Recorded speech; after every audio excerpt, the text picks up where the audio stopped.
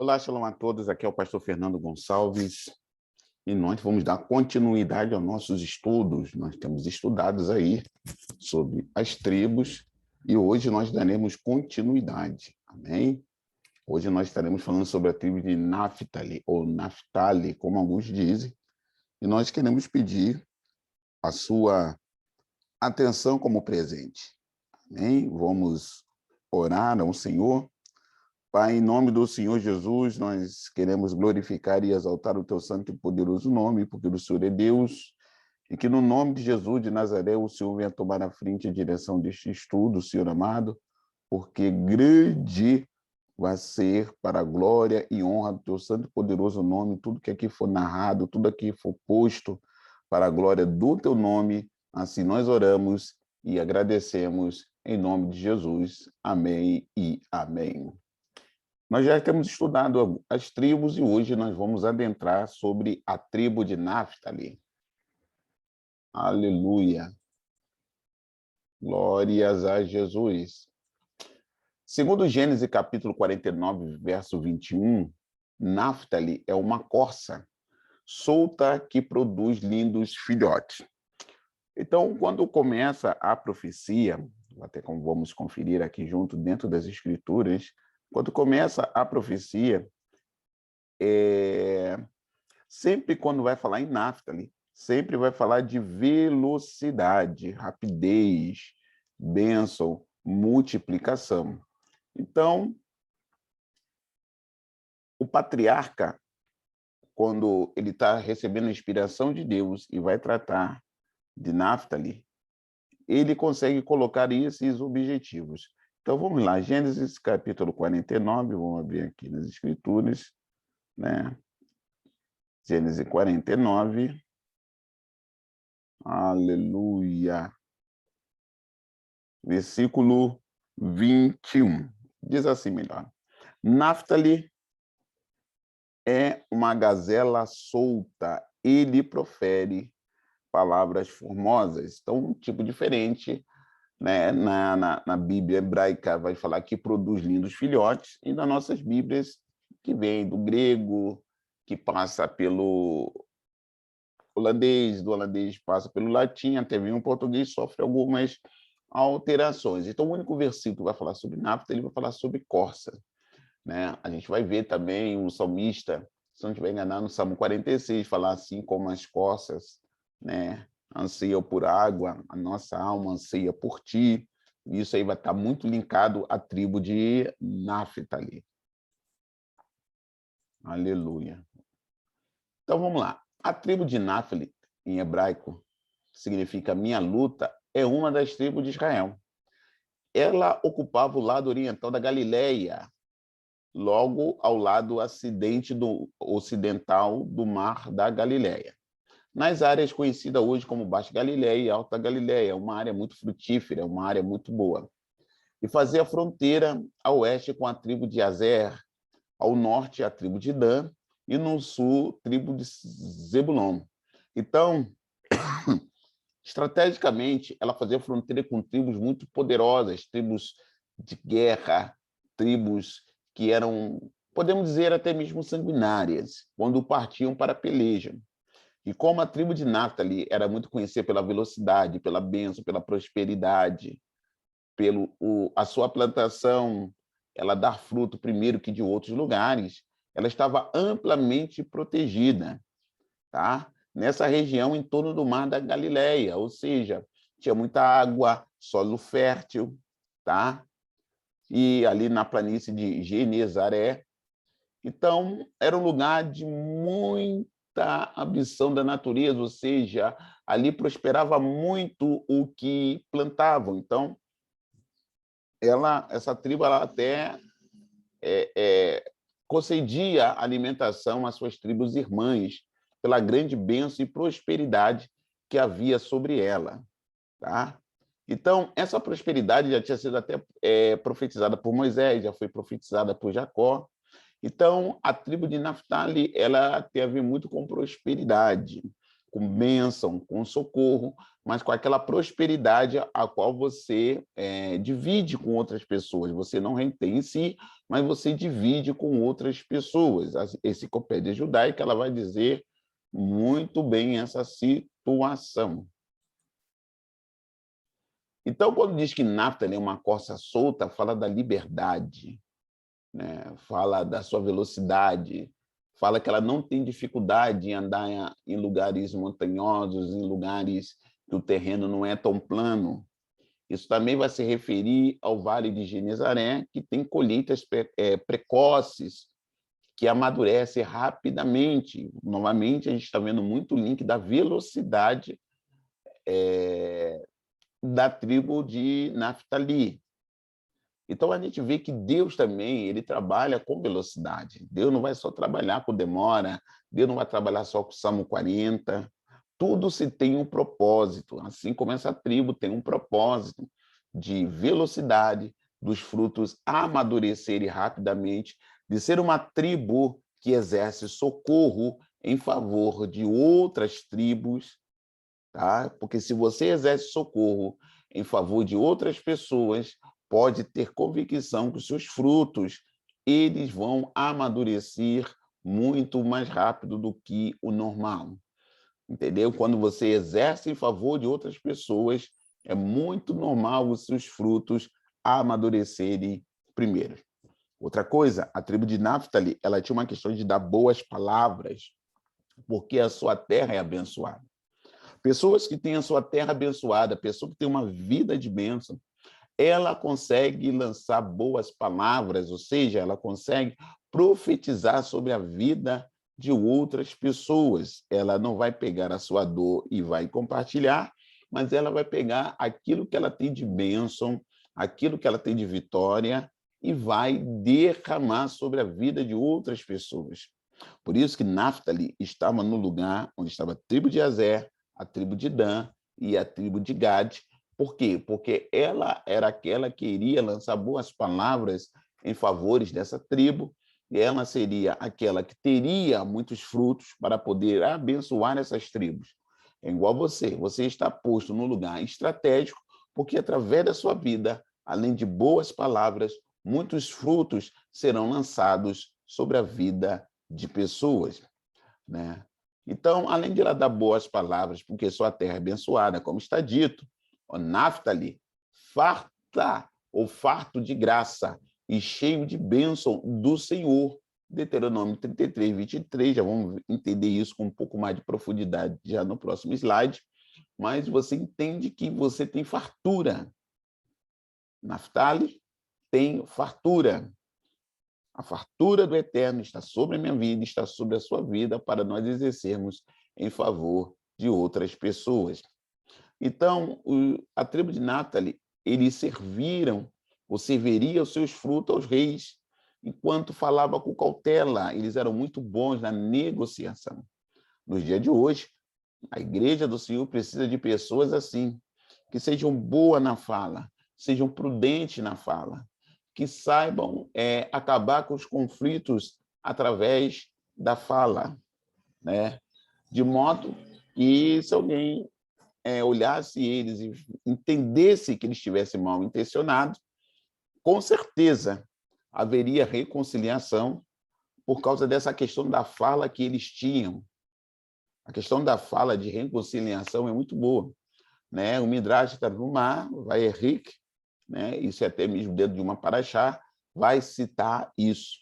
Mas por que eles são esse acesso? Por que que Naftali ele tem essa questão da velocidade, da prosperidade, da reconciliação, tá? Do servir com frutos, de ter boas palavras, porque isso tudo está inserido na tribo de Naftali. É muito simples. Vamos ao próximo slide. Dentre os textos cabalísticos, né, Naftali é lido como duas palavras, Nofet-li, ou seja, doçura é para mim. Nofet e Lim, doçura é para mim. Então, dentre os sábios cabalísticos ou do nível mais profundo das escrituras, esse termo Naftali ele vai significar doçura é para mim. E quando fala de doçura nas Escrituras, a gente sempre vai remeter a duas coisas. Primeiro, vamos se remeter ao Ano Novo Judaico, Rosh Hashanah, que quando é a virada, você profetiza na vida das pessoas, tem um ano doce, amém? Também vai se lembrar muito da festa do Purim, onde havia uma sentença contra Mardoqueu, mas doçura é para mim. Deus faz uma virada e aquele que queria a morte de Mardoqueu e do povo judeu recebe isso, a morte, como recompensa. Então, a mitzvah ou a ordenança em Purim é de atingir o nível da cabeça desconhecida ao beber vinho. Ou seja, quando fala beber vinho aqui, isso está muito linkado à alegria, a se alegrar no Purim, a comemorar no Purim. E a Bíblia não está mandando ninguém ficar bêbado, tá, irmão? Aqui fala de se alegrar o Purim. E isso está expresso na palavra dos sábios, como, por exemplo, a pessoa em Purim é obrigada a tornar-se doce. Ou seja, no Purim você tem que se tornar doce, amigável, abençoador, ser um profético. Por quê? Porque é tempo de celebração. Entendeu? Você tem que ser doce. E de que maneira? Para não tecer julgamentos errados, porque Naftali, ele é reconciliador. Então, quando diz que você tem que se tornar doce, até que seja incapaz de diferenciar o maldito seja Ramã e abençoado seja Mordecai, ou seja, por que está dizendo isso? Por que é obrigado a se tornar doce? Por que é obrigado a não ter diferença? Porque purinha comemoração. E quem é que vai julgar o maldito e o abençoado? Não é você, é Deus, é o Eterno. Por isso que Naftali, ele era considerado como um reconciliador. Todas as vezes que os reis precisavam de alguém para trazer reconciliação, alguém da tribo de Naftali era convocado. O segredo de Naftali. Deixa eu puxar para cá o vídeo, né? Tá. Então, Naftali, ela é feita por essas palavras em hebraico, tá? Que vai dar o número 570. Assim como a palavra porta vai dar 570. Aleluia. Glória seja dada a Jesus.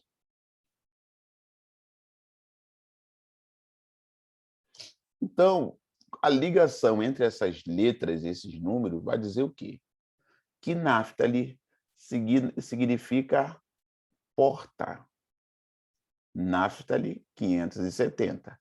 A palavra porta em hebraico, 570. Então, existe um link, existe uma ligação muito forte entre essas duas palavras. Naftali, porta. Porta de quê? Para ter acesso a quê? Deuteronômio 33, 22 vai nos ensinar o seguinte: e de Naftali disse, farta-te, ó Naftali, da benevolência e enche-te das bênçãos do Senhor. Possui o ocidente e o meio-dia. O que significa? Significa que Naftali, ele é uma porta para aqueles que querem. O que é se abusar da graça? É se mergulhar da graça, é adentrar na graça. Por isso que Naftali tem essa conotação de ser reconciliador, porque ele é a porta da reconciliação. Naftali também vai representar a porta de entrada do tabernáculo, porque era ali, através da entrada da porta do tabernáculo, que as pessoas tinham uma chance de ser alcançado pela graça através dos sacrifícios que eles iriam fazer anualmente. Hoje, nós não precisamos mais disso. Hoje, nós temos nosso Senhor e Salvador Jesus Cristo, que morreu por nós como sacrifício. E assim como Cristo é a porta, está falando isso de Naftali, de ser a porta que reconcilia, que ser a porta que abençoa, de ser a porta que prospera. Esse é Naftali. E Naftali nos dá acesso ao Mashiach, nosso Senhor e Salvador Yeshua, Jesus Cristo. Então, farta-se, irmão, não é fácil adentrar no caminho da reconciliação, no caminho do perdão, abrir mão daquilo que nos machuca. Por incrível que pareça, o ser humano é um pouco sadomasoquista, mas existe uma porta de graça, e Naftali vai ser essa porta. E se você calcular mais ainda, 570, 5 mais 7, 12, 12 mais 0 continua sendo 12.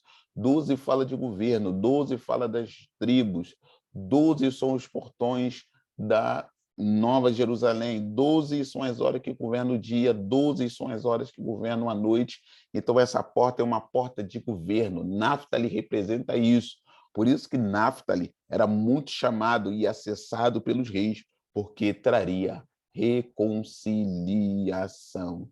Aleluia. Glórias a Jesus. Aleluia. E de Naftali disse: ó Naftali, farta-se da graça e cheio da bênção do Senhor, tome posse do oeste e do sul. Naftali, satisfeito com um favor. O que isso significa? Significa que suas terras satisfaz todos os desejos dos seus habitantes. Ou seja, Naftali também tem essa conotação de realizar sonhos, realizar desejos. Essa linguagem de Rashi, a interpretação correta é que está conectado com o nome glorioso, com o nome do Eterno. Isso aí vai ser mencionado mais tarde no versículo e cheio com a bênção do Eterno, ou seja, quando Moisés, lá no final da sua vida, vai profetizar sobre a tribo de Naftali. O versículo afirmando que Naftali está satisfeito e cheio da vontade do nome glorioso é seu ou é a sua bênção, porque quando nós estamos conectados com o nome do Criador, a bênção ela está sobre nós. Naftali é um deixado objetivo. A palavra sheluchá, soltar, significa um presente. E aquele que recebe tal presente responde com palavras boas. Outros dizem que Rinde se refere, Ezra, que se refere a Débora e que ela dá boas palavras a Balaque, que se juntou a ela em uma canção para Deus.